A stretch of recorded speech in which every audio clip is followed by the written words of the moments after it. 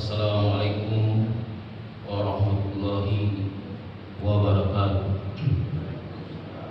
Alhamdulillahirabbil alamin.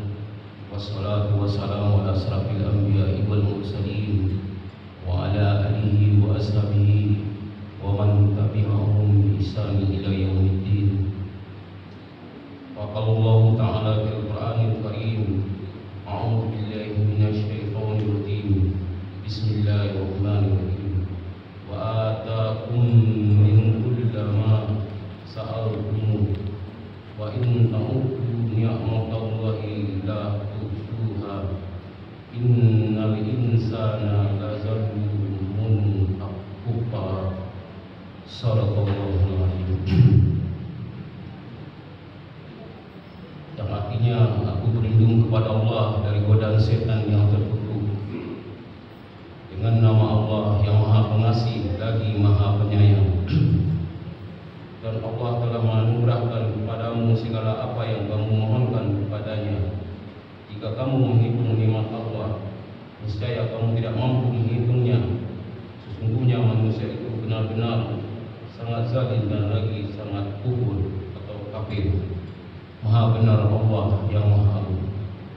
Bapak-bapak, ibu-ibu rahimakumullah, kembali kita bersyukur kepada Allah Subhanahu wa taala berkat limpahan dan rahmat kurnia-Nya serta nikmat yang telah Allah berikan kepada kita, sehingga kita dapat kembali hadir di dalam masjid ini untuk menjalankan yang namanya kehidupan dunia dan akhirat, sehingga kita dapat kembali kepada Allah dalam keadaan bahagia itu menuju surganya Allah Subhanahu wa taala. Kemudian salawat dan salam semoga tercurahkan kepada Nabi Muhammad sallallahu alaihi wasallam, kepada keluarga beliau, kepada sahabat beliau, kepada pengikut setia beliau. Bapak-bapak, ibu-ibu rahimakumullah, berlandaskan surat Ibrahim ayat 34, tema kita pada pagi ini adalah nikmat. Bapak-bapak, ibu-ibu rahimakumullah, dalam kehidupan ini kita seringkali terpaku dalam urusan pribadi. Kita terpaku oleh dengan tuntutan pekerjaan, dengan kehidupan yang selalu kita jalani. Kita selalu terjebak pada rutinitas siklus kehidupan, sehingga kita seringkali lupa bahwasanya nikmat Allah telah berlimpah kepada kita. Kita hanya memikirkan pribadi kita. Dia tidak tahu dari mana asalnya nikmat yang Allah telah berikan kepada kita. Kemudian dalam setiap detiknya Allah selalu memberikan nikmat kepada kita, akan tetapi manusia tidak mau mensyukurinya. Itulah yang Allah sinyalir dalam surat Ibrahim ayat 34 ini. Bapak-bapak, ibu-ibu rahimakumullah, beberapa pendapat ulama memberikan pengertian kepada nikmat adalah bahwasanya merupakan pemberian barang apa saja yang Allah berikan kepada kita dalam bentuk kebaikan. Kemudian ada juga kata-kata rezeki. Ini ada sedikit perbedaan antara nikmat dan rezeki. Rezeki adalah nikmat yang telah kita gunakan untuk ibadah. Contoh, mungkin kita ada uang, ada harta, kita belanjakan atau kita berikan kepada zakat, sedekah. Itulah yang dinamakan rezeki. Jadi antara perbedaan nikmat dan rezeki, nikmat lebih luas, akan tetapi rezeki lebih khusus. Kalau nikmat yang kita gunakan untuk beribadah kepada Allah, itu yang dinamakan rezeki. Sementara nikmat yang kita gunakan untuk hal-hal lain seperti bermaksiat, itu bukan namanya rezeki. Artinya untuk kebaikan kita di dunia dan akhirat. Menurut Imam Al-Ghazali, nikmat itu ada 5 macam. Yang pertama, nikmat fitriyah atau nikmat fitrah. Nikmat ini yang melekat pada tubuh kita. Allah berikan kita fisik yang lengkap seperti mata, telinga, agar digunakan untuk beribadah kepada Allah Subhanahu wa taala. Kemudian nikmat ikhtiar atau nikmat ikhtiar. Nikmat ini merupakan nikmat yang Allah berikan kepada kita atas usaha kita, karena kita melakukan pekerjaan seperti harta benda, mobil, sawah ladang yang kita gunakan untuk beribadah kepada Allah. Yang ketiga, nikmat alamiah, artinya nikmat ini yang Allah berikan kepada kita, kita minta atau tidak kita minta, nikmat ini pasti ada, seperti air, udara, dan tanah. Karena Allah memberikan fasilitas kepada manusia untuk menunjang kehidupan manusia itu, agar nanti jangan manusia mengeluh kepada Allah, ya Allah, mana nikmat yang Engkau berikan sementara Engkau meminta aku beribadah kepadamu. Itulah Allah berikan kepada kita supaya manusia nanti jangan menyesal dalam kehidupannya.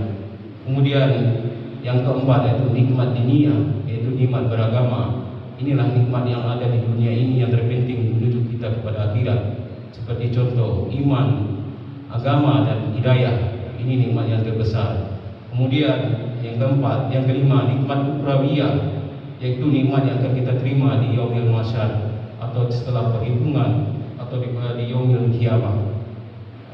Ini nikmat yang paling kita tunggu-tunggu, nikmat di mana kita mungkin akan mendapatkan balasan atas hasil perbuatan kita di dunia. Apakah nikmat itu baik yang kita lakukan menjadi rezeki, atau nikmat itu kita gunakan untuk hal-hal yang bermaksiat yang nantinya kita akan mendapatkan balasan, yaitu neraka. Bapak-bapak, ibu-ibu rahimakumullah, dari bermacam nikmat itu, nikmat kelima inilah nikmat yang hakiki, nikmat yang mungkin menjadi tujuan utama dari kita. Sementara nikmat 1, 2, 3 adalah nikmat penunjang dunia, nikmat keempat adalah nikmat penunjang akhirat. Kita usahakan nikmat dunia dan nikmat akhirat agar nikmat ukhrawi kita dapatkan. Kemudian bapak-bapak, ibu-ibu rahimakumullah, dari beberapa nikmat itu ada 4 macam manfaat dan mudarat nikmat itu yang kita terima. Yang pertama, manfaat di dunia dan di akhirat. Artinya di akhirat, di dunia nikmat ini kita gunakan untuk kebaikan, hasilnya nanti kita terima di akhirat.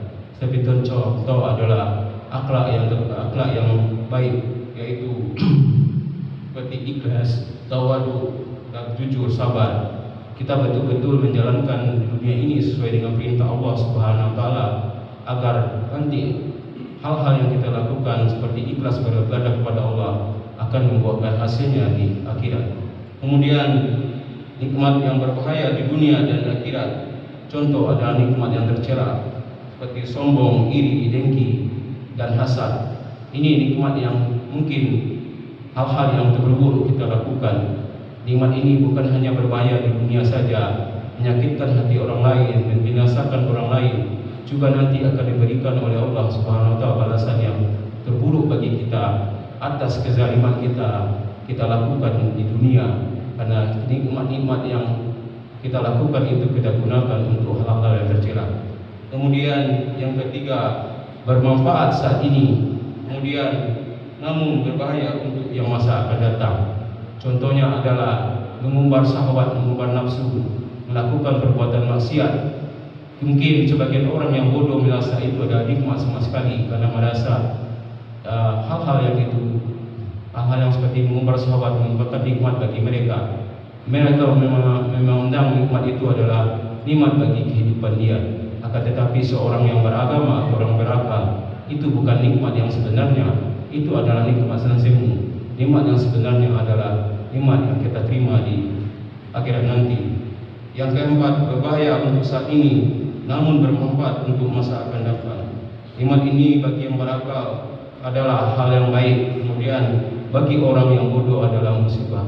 Contoh seperti orang yang diberikan obat. Mungkin obat itu saat ini terasa pahit, karena kebanyakan obat itu adalah pahit. Akan tetapi obat itu berguna untuk kesehatan kita masa akan datang.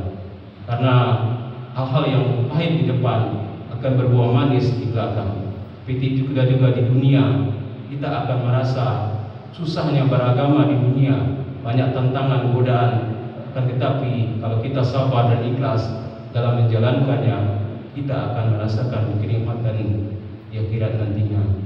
Bapak-bapak, ibu-ibu rahimakumullah, sebagai kesimpulannya adalah nikmat Allah itu luas, maka jadikanlah nikmat itu menjadi rezeki, agar nikmat itu mampu bermanfaat bagi kita di kemudian hari, menjadi kebahagiaan kita di akhirat.